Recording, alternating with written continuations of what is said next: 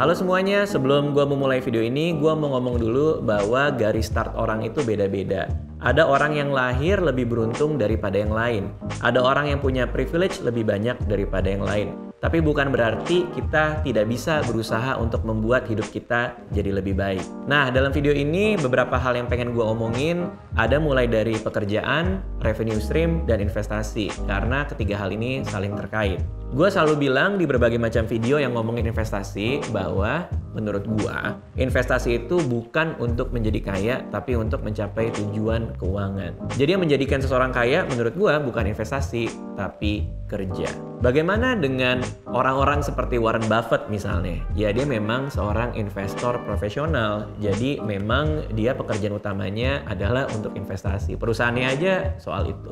Tapi buat sebagian besar orang seperti gua, uang yang kita hasilkan dari bekerja idealnya kita sisihkan setiap bulannya untuk investasi dengan tujuan untuk mencapai sebuah tujuan keuangan. Durasi tercapainya suatu tujuan keuangan tergantung berapa persen dari total penghasilan kita yang kita sisihkan ke dalam investasi. Salah satu instrumen investasi yang gua punya adalah reksadana. Dan video ini adalah hasil kerjasama sama Bibit juga, jadi banyak banget contoh yang akan gue pakai itu menggunakan Bibit.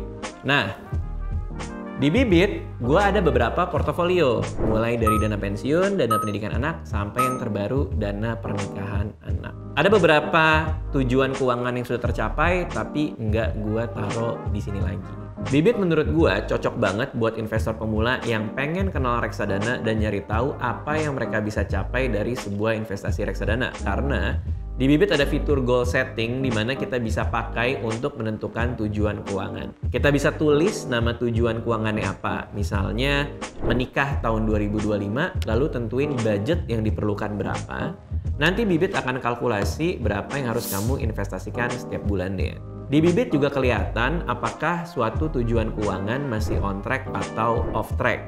On track artinya jumlah yang diinvestasikan setiap bulannya masih sesuai dengan target kapan tujuan keuangan itu ingin dicapai. Misalnya kalian pengen beli handphone seharga 12 juta dalam 1 tahun, maka kamu harus menginvestasikan 1 juta setiap bulannya untuk mencapai tujuan tersebut. Namun banyak juga kasus yang di tengah jalan tiba-tiba harus off track karena berbagai macam pengeluaran tidak terduga. Misalnya harus ada servis kendaraan, biaya rumah sakit, dan lain-lain. Nah, banyak opsi yang bisa kamu pilih kalau tiba-tiba harus off track. Bisa memundurkan tujuan keuangan tersebut sehingga tercapainya lebih lama, atau menambal dengan investasi yang lebih besar pada penghasilan berikutnya untuk menutupi kekurangan itu. Oleh karena itu, meningkatkan jumlah investasi ini kaitannya tuh erat sekali dengan durasi tercapainya suatu tujuan keuangan. Nah, tapi gimana caranya meningkatkan jumlah investasi kalau budgeting dari penghasilan yang sekarang udah fix? Jadi kan banyak orang yang pengen nambah investasinya di pos tujuan keuangannya, tapi gimana kalau ternyata budgetnya hanya bisanya segitu? Nah, caranya menurut gua, dan ini yang gua lakukan ketika muda, adalah menambah revenue stream atau menambah aliran penghasilan. Banyak metode yang bisa dilakukan untuk menambah sumber penghasilan, tapi gua akan sharing berbagai macam cara yang gua pakai sendiri dalam mencari pekerjaan sampingan untuk menambah sumber penghasilan. Mari kita mulai. Yang pertama adalah mempelajari teori yang berhubungan langsung dengan skill yang kita jual. Gue udah sering cerita di mana-mana kalau komedi adalah cara gue bertahan hidup di sekolah. Di mana gue akan menceritakan kisah-kisah lucu ke teman-teman gue sehingga gue masih bisa terlibat dalam pergaulan. Kisah-kisah lucu itu gue dapetin dari salah satunya ya buku Mati Ketawa Cara Rusia. Jadi di rumah nenek waktu itu ya gue selalu baca bukunya dan pas di sekolah gue ceritakan ulang biar mereka terhibur. Sampai akhirnya gue mempelajari banyak teori soal komedi dari berbagai macam sumber dan gue bisa menjadikan ini sebagai karir profesional dan menciptakan berbagai macam produk komedi dari film, YouTube, podcast, kelas, dan lain-lain. Jadi yang gue lakukan adalah ketika gue suka dengan sesuatu dan ingin mendapatkan penghasilan dari situ, maka gue akan mencari skillnya, mempelajari berbagai macam cara supaya gue bisa menukar skill itu dengan uang. Apalagi kalau datangnya dari sebuah kesukaan. Nah, kalau kalian suka main Mobile Legends dan menang terus dari situ, coba pelajari teorinya kenapa kok bisa menang gitu. Ciptakan sebuah sistem yang bisa diajarin ke orang lain gitu kan. Skill kamu bisa kamu jual sehingga orang lain juga bisa jadi jago. Terus jual jasa sebagai coach atau pelatih Mobile Legends untuk orang-orang di platform freelancer yang ada di mana-mana. Untuk menambah aliran penghasilan, kita juga harus punya mindset kesediaan untuk berubah. Salah satu cara bertahan hidup di zaman yang serba cepat ini adalah kesediaan untuk berubah. Bukan berarti jadi nggak konsisten ya, dan juga bukan soal idealisme yang ditinggalkan. Bukan juga berarti gue yang tadinya komedian, terus lagi rame jadi apa gitu, terus gue berubah jadi seperti itu. Bukan seperti itu juga. Yang gue maksud adalah kita harus bisa menerima perubahan sehingga kita bisa membuka kesempatan untuk revenue stream lain. Salah satu contoh, gue tadinya penulis buku, lalu gue bersedia berubah menjadi kreator film, YouTube yang memang core atau inti dari produk tersebut adalah tulisan komedi. Maka gue yang tadinya hanya produksi konten-konten yang 100% komedi, masih bersedia berubah dan produksi konten-konten lainnya. Misalnya soal keuangan seperti ini, dan misalnya ngobrol-ngobrol atau makan-makan sama teman-teman komedian lain, dan tetap ada semacam sentuhan komedinya. Kalau keahlian intinya adalah street photography, bersedia nggak untuk mencari kemungkinan-kemungkinan lain seperti menjadi wedding photographer? Dengan bersedia berubah dan punya mindset untuk membuka kesempatan-kesempatan baru yang barangkali bisa menjadi revenue stream baru, jadi dari situ kita bisa dapat uang lebih dan kita bisa berinvestasi lebih untuk tujuan keuangan kita. Pada awal karir gue, di mana gue banyak sekali menukar waktu dengan uang untuk menambah revenue stream, artinya ada waktu lebih yang harus gue korbankan untuk mendapatkan uang tersebut. Buat gue itu cukup wajar sebelum akhirnya kita berhenti menukar waktu dengan uang ya, dari royalti dan lain-lain. Tapi untuk di awal-awal itu cukup wajar bagi kamu yang ingin meningkatkan jumlah investasi demi tujuan keuangannya lebih cepat tercapai. Jadi intinya kita harus punya kesediaan untuk investasi waktu lebih banyak untuk menambah revenue stream kita. Namun kan kalian yang paling tahu jadwal masing-masing, jadi bisa menimbang-nimbang kapan waktu yang paling pas untuk dimanfaatkan ngerjain pekerjaan sampingan. Paling ideal sebenarnya adalah mencari waktu kosong yang tidak mengorbankan pekerjaan utama kita. Dengan bersedia mengorbankan waktu lebih kita, pasti ada hal lain yang kita juga korbankan. Kayak misalnya jadi jarang main atau jarang nongkrong sama temen. Tapi ini mungkin nggak apa-apa ya untuk mengurangi waktu bergaul sementara demi tujuan keuangan yang akan lebih cepat tercapai. Asalkan kita masih punya waktu untuk bersosialisasi juga. Apalagi kalau nongkrong kan kadang malah jadi boros ya. Kadang-kadang kalau nongkrong sama temen itu jadi keluar uang buat ngopi, buat makan atau segala macem. Lebih baik mungkin duitnya diinvestasiin aja ke bibit dengan memilih instrumen investasi yang cocok buat kita. Nanti uangnya akan tumbuh, habit investasinya muncul dan akhirnya punya passive income di masa depan. Pada fase berikutnya, kalau dalam karir gue adalah gue harus tahu kapan gue bersedia untuk mendelegasikan beberapa pekerjaan gue ke orang lain. Untuk yang satu ini mungkin bisa kamu lakuin kalau pekerjaan sampingan yang kamu tangani nantinya cukup banyak dan keteteran.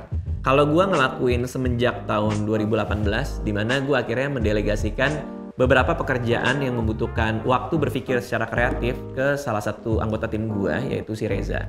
Sehingga gue bisa ngerjain yang lain tanpa harus keteteran dan menghabiskan banyak waktu untuk ngonsep. Dengan punya pekerjaan sampingan yang banyak, otomatis penghasilannya juga banyak.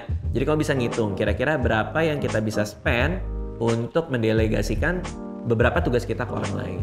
Pada akhirnya, kalau pemilihan orang atau pemilihan delegasinya bagus, seharusnya potensi pendapatan yang datang juga akan lebih banyak dari ongkos delegasi tersebut.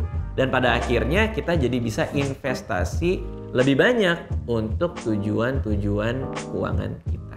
Nah, makanya jangan ragu-ragu untuk meningkatkan jumlah investasi selama nggak mengganggu kebutuhan bulanan. Kurangin keinginan jajan untuk sementara, menurut gue cukup bijak juga ya. Karena kalau bicara investasi kan kita mengurangi kesenangan saat ini untuk kesenangan lebih besar di masa depan. Kalau di Bibit, uang kalian akan dikelola oleh manajer investasi yang udah expert di bidangnya. Jadi menurut gue investasi ini juga merupakan salah satu bentuk delegasi supaya uangnya berkembang. Karena kadang-kadang orang nggak punya cukup banyak waktu untuk melihat sebuah saham atau menganalisa sebuah obligasi atau memahami sepenuhnya soal pasar uang, maka dengan menggunakan Bibit dan mendelegasikan beberapa hal tersebut ke manajer investasinya, itu juga akan mengurangi waktu kita. Sehingga waktu yang berkurang bisa kita pakai juga untuk bekerja atau menambah penghasilan. Tentu ini ada timbal baliknya, karena ada fee yang harus dibayar juga kalau menggunakan manajer investasi tersebut. Semua itu bisa kamu lihat di aplikasi Bibitnya langsung. Oke, berikutnya, setiap kali gue buka sosial media, TikTok, Instagram, YouTube, itu pasti ada aja yang lewat konten-konten orang sharing dapat penghasilan lebih dari sebuah aplikasi lah ya, dengan berbagai macam pekerjaan yang dia lakuin. Kayak misalnya ada pakai aplikasi untuk freelancer dengan mentranskrip sebuah tulisan atau mentranslate, atau ada yang dropshipping dan lain-lain. Nah, dengan rajin riset dan melihat-lihat hal tersebut, kalian juga bisa ngebuka kesempatan untuk mengetahui bahwa di internet ini ternyata banyak banget pintu-pintu penghasilan yang baru. Salah satu yang cukup populer tuh mungkin dropshipping ya, dimana kita bisa jualan tanpa harus punya modal untuk nyetok barangnya terlebih dahulu. Ada juga website untuk menjual jasa kita, dimana teman-teman gua banyak banget dipekerjakan dari perusahaan-perusahaan luar negeri melalui website tersebut. Hal-hal yang kayak gini nggak bakal kamu temuin kalau kamu nggak rajin baca atau riset di internet. Jadi kalau lagi senggang, mending waktunya dipakai untuk nyari kesempatan apa yang bisa kalian temukan dari internet. Karena perubahan teknologi ini yang akan membuat kita juga punya banyak kesempatan di masa depan. Siapa tahu skill kita bisa kita pakai untuk hal-hal yang dimudahkan oleh teknologi. Nah, riset dan mencari berbagai macam hal, kemungkinan-kemungkinan yang ada ini juga penting untuk investasi, agar kita nggak kejebak sama investasi bodong yang suka janjiin uang kita jadi berlipat-lipat dalam waktu instan. Percayalah, kalau it's too good to be true, then it's too good to be true ya. Jadi hati-hati dengan janji-janji yang seperti itu. Selalu berhati-hati terhadap ajakan untuk berinvestasi.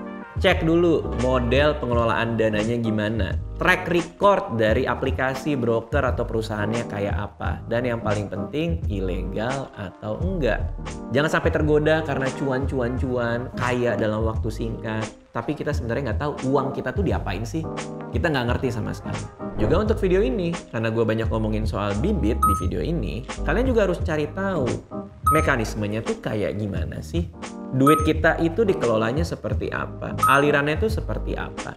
Jadi kalian ketika investasi itu juga dengan rasa tenang dan aman, karena kita tahu uangnya itu diapain.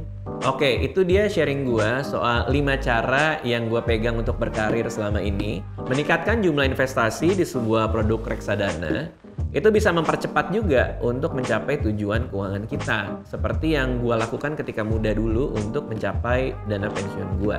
Karena pada saat itu setiap kali ada uang masuk, gue langsung masukin ke dana pensiun. Dapat bonus, gue masukin ke sana.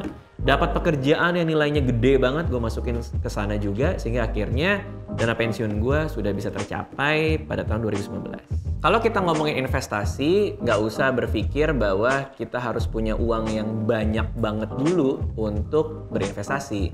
Tapi kita bisa mulai dari Rp100.000 untuk memulai investasi di Bibit. Yang penting kita mulai habitnya dengan kemampuan kita dulu. Dengan seperti itu kita jadi tahu gimana cara kerjanya. Sebelum akhirnya kita memutuskan untuk berinvestasi lebih besar lagi. Kalau gue pribadi, kalau sebuah tujuan keuangan sudah tercapai, biasanya gue langsung bikin tujuan keuangan lain. Misalnya kayak dana pensiun yang sudah tercapai, maka gue langsung bikin tujuan keuangan lain, misalnya dana menikah buat anak atau dana pendidikan anak yang kedua. Tapi satu hal yang pengen gue tekenin ke yang lagi nonton, kalau penghasilan nambah, jangan juga gaya hidup ikutan nambah. Gaya hidup harus tetap sama. Jangan tiba-tiba karena dapat promosi di kantor atau naik gaji, harus ganti handphone hanya karena ngerasa lebih pantas pakai yang lebih mahal ya. Pastikan gaya hidup kita juga tetap sama. Itu pun juga yang gue lakuin dulu. Nah, buat yang baru mulai investasi reksadana atau udah investasi tapi pengen ningkatin jumlahnya, coba aja terapin cara-cara yang gue barusan share. Sehingga kalian bisa punya banyak revenue stream, nambah jumlah yang bisa diinvestasiin, dan jangan lupa investasi reksadananya di Bibit. Download Bibit di App Store atau Play Store dan mulai investasi dari sekarang. Terima kasih yang udah menonton.